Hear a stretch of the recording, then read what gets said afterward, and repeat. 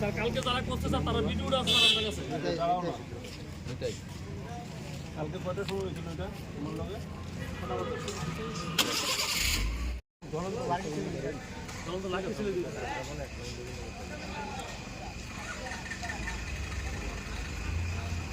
নাম প্রদ্যুৎ শাহ।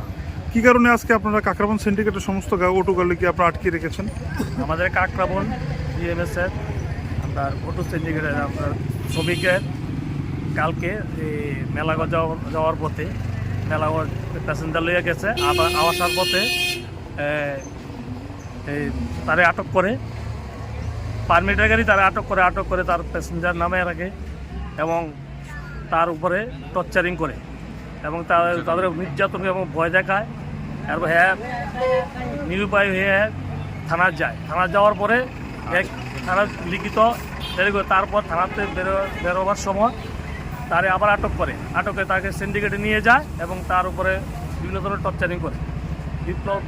বিপ্লব মজুমদার আর হলো সুজিত দাসের নেতৃত্বে এই ঘটনাটি করা হয়েছে।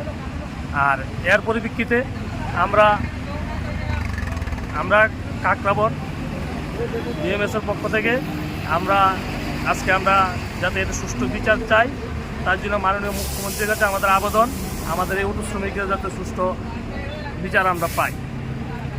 এই যে আপনাদের মেলাগঞ্জ যাওয়ার পরে যে অটোগুলোকে নামিয়ে দেওয়া হচ্ছে প্যাসেঞ্জারগুলো, তাদের কি পারমিট বৈধ? তো বৈধ পারমিটও নামা হয়েছে, পারমিট ছাড়া যারা রিজার্ভ করেছে তাদেরকেও নামিয়ে দিয়ে কি কারণে এই সমস্যাটা হচ্ছে? কি কারণে এই সমস্যাটা? তারা কয়দিন পর মাসখানেক ধরে আজকে এমন করতেছে, 2-3 মাস ধরে এমন করতেছে তারা।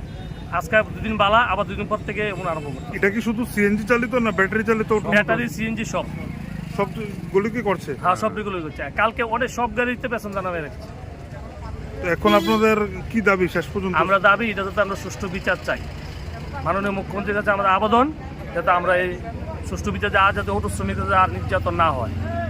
আজকে কতক্ষণ পর্যন্ত এই অটোগুলো বন্ধ থাকবে? আমরা সকাল থেকে আমরা সারাদিন আমরা যারা একবার এই সুষ্ঠু বিচার না হলে আমরা বৃহত্তর আন্দোলনে যাব।